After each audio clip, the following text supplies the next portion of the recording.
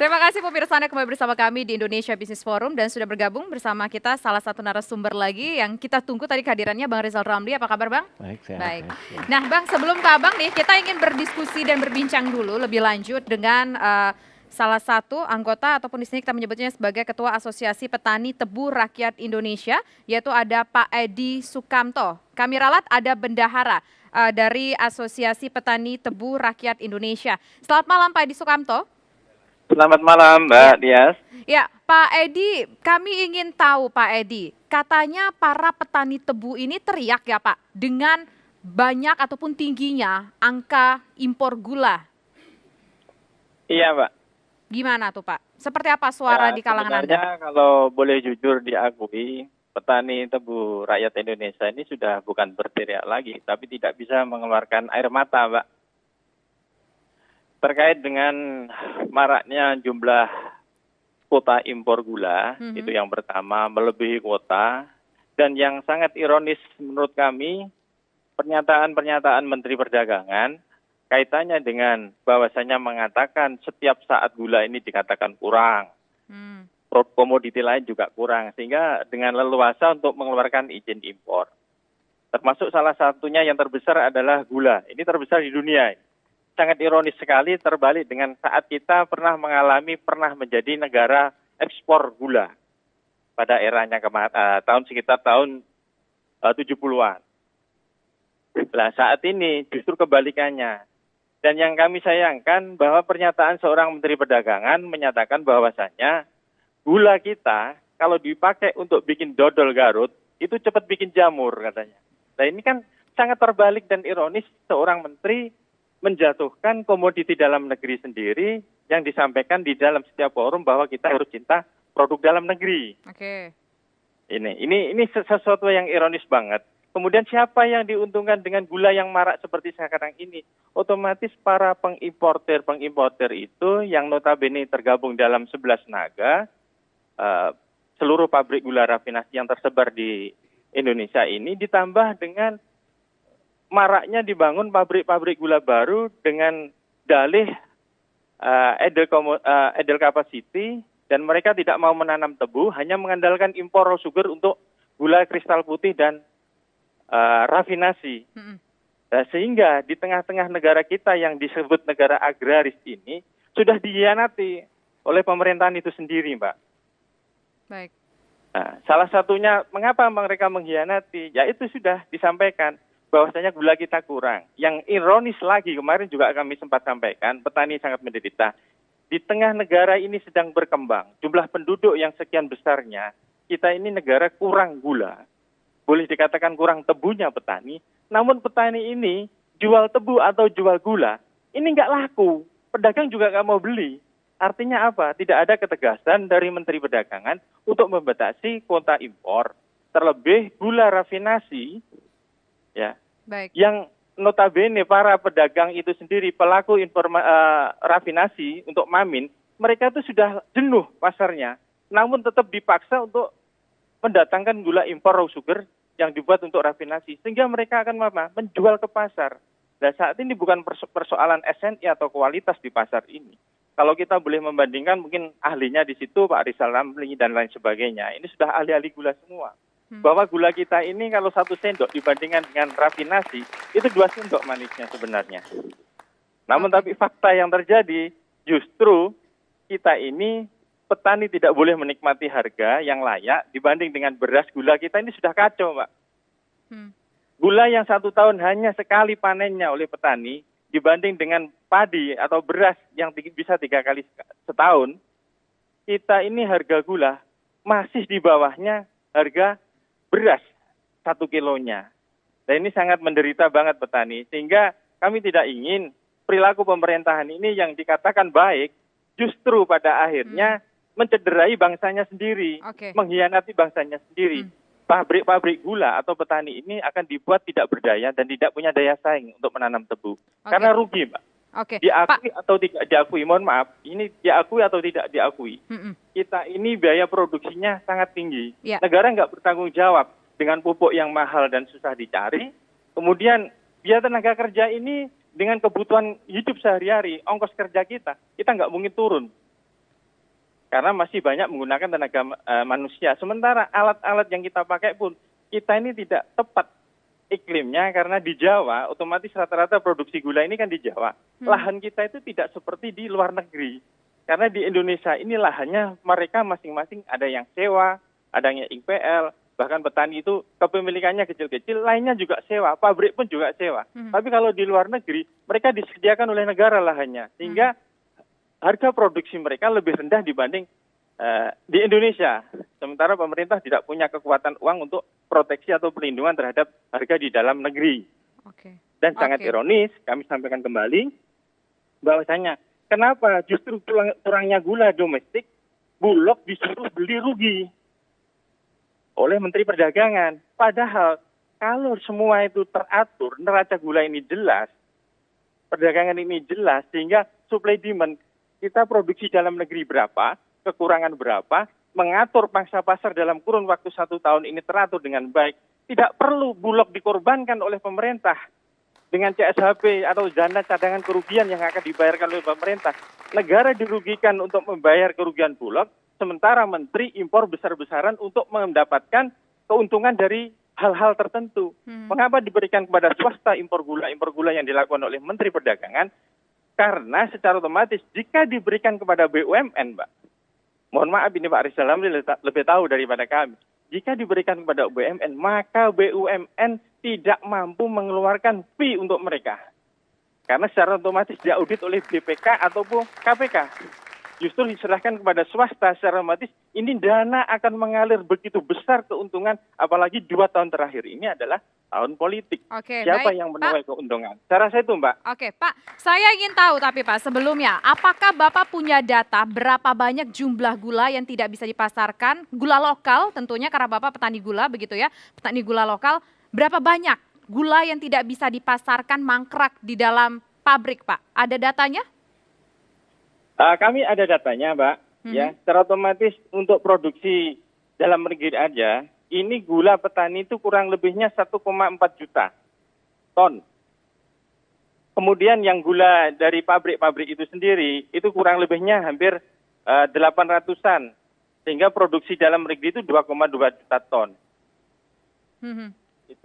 Itu kalau laku digelontor semua, Pak? 2,2 2,2 juta itu? lebih besar, sehingga gula yang dalam negeri ini selalu dikatakan oleh Menteri SNI dan sebagainya dilemahkan oleh kepentingan itu. Tidak ada di sepanjang sejarah bahwasanya gula SNI yang gula notabene gula coklat, Mbak, gula Jawa itu yang SNI-nya masih jauh aja, tidak pernah ada di Republik ini ada mati karena gula itu. Kecuali diabetes, Mbak, kebanyakan. Artinya Pak, kita tahan dulu ya Pak ya, Pak Edi ya, kita tahan dulu. Kita masih akan berdiskusi, teleponnya jangan ditutup dulu Pak Edi. Saya ingin dengar suara dari seorang wakil rakyat yang juga salah satu berasal dari partai pendukung pemerintah. Anda melihat seperti apa? Ada rasa keluh kesah dari Pak Edi tadi, kita sudah dengar bersama-sama. Bagaimana Bung Joni menanggapi ini? Ya memang masalah gula ini masalah yang kronis klasik. Gula di Indonesia ini dimulai dari zaman Gubernur Jenderal Van den Bosch. 1810, zaman kolonial. Itu pertamanya gula masuk ke Indonesia. Nah dalam perjalanannya ini dia berubah ya, diliberalisasikan pada saat Undang-Undang Agraria 1930. Negeri Belanda masih kolonial. Ya. Dan industri gula kita di Indonesia sebagai produsen gula besar dunia dari dulu itu ya tidak berubah dari sisi lahannya dan tadi yang disampaikan Mas Derajat. Ya, pabriknya, teknologinya tua, produktivitas lahannya tidak tinggi. Sambil di sisi yang lain itu sampai sekarang, ya. Di sisi yang lain, konsumsi gula dalam negeri luar biasa meningkat tajam. Ya. Pada saat di mana produksinya stagnan, produksi kita dari tahun 2009 sampai sekarang itu di kisaran 2 juta ton. Lokal. 2 juta sampai 2,2 juta lah di kisaran itu. Ya. Tapi konsumsi kita meningkat. Sekarang 2018 aja hampir 7 juta ton itu konsumsi gula dalam negeri. Baik untuk gula putih maupun untuk gula rafinasi. 6,9 sampai 7 juta. Jadi ada selisih di antaranya. Ya 4 jutaan ton. Itulah yang dibutuhkan melalui impor. Nah keputusan pemerintah ini berada di dua-duanya. Di sisi yang satu pemerintah harus berpihak pada nilai tukar petani tebu. ya, dan industrinya. Di sisi yang lain pemerintah juga harus berpihak kepada konsumennya. Kalau produksi yang terbatas dan konsumsinya meningkat terus, harga bisa tidak terkendali. Dan ini akan merugikan bangsa dan negara. Akan merugikan semuanya. Karenanya dibutuhkan impor. Nah, kami menyadari betul ya bahwa lahan ini harus tersedia banyak. Benih harus yang punya produksi tinggi. Pabrik-pabrik gula kita sekarang ini harus diremajakan. Dan ini pekerjaan panjang. Ini sudah dimulai dari zaman Pak Rizal Ramli dulu ya.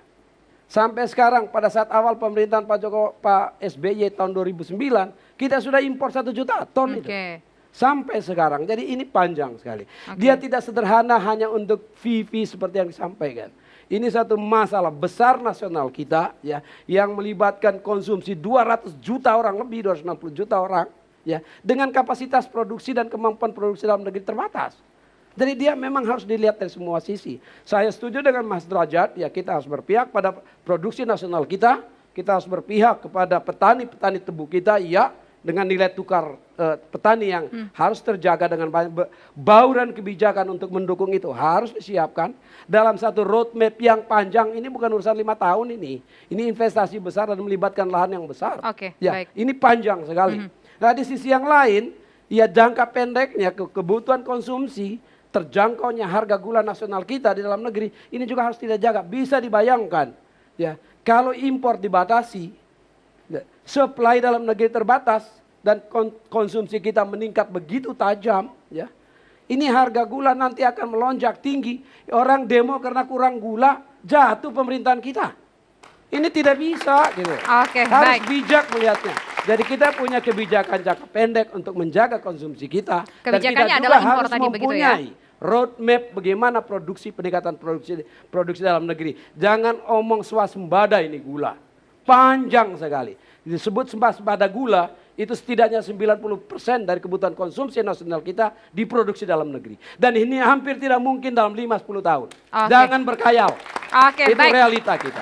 Itu sudut pandang dari Bang Joni Plate. Saya ingin dengar suara dari Bang Rizal Ramli. Tadi Bang Joni Plate mengatakan ada selisih antara kebutuhan gula secara keseluruhan dengan produksi dalam negeri yang hanya mampu menyuplai 2 juta ton, tapi kita kurang, defisit 4 juta ton. Sesuaikah data itu dengan yang Anda punya? Ada apa yang disebut true scarcity, kelangkaan yang sesungguh-sungguhnya.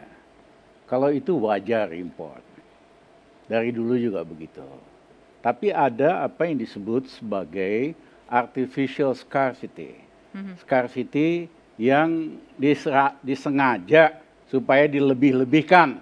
Itu terjadi di garam, import berlebihan 1,5 juta ton, petani garam betul-betul nggak terima. Itu terjadi dengan kawan-kawan petani tebu, ya kan? Gula mereka nggak ada yang beli kok, harganya jatuh.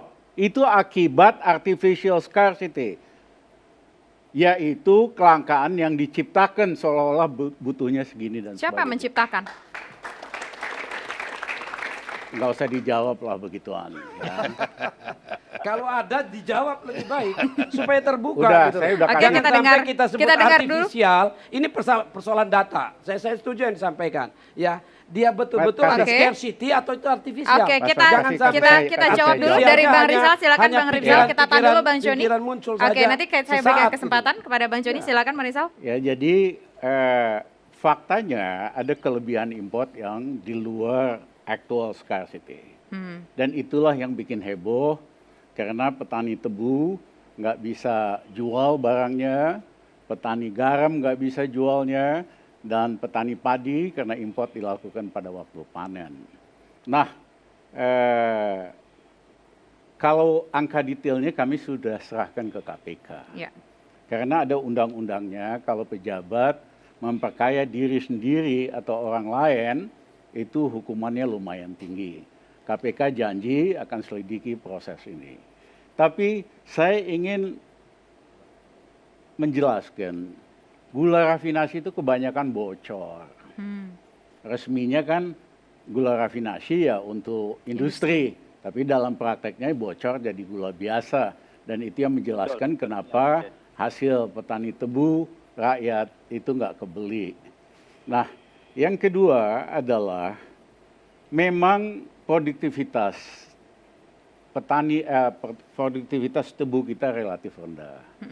Ya, karena bibitnya bukan bibit unggul dibandingkan di Argentina atau di Latin Amerika.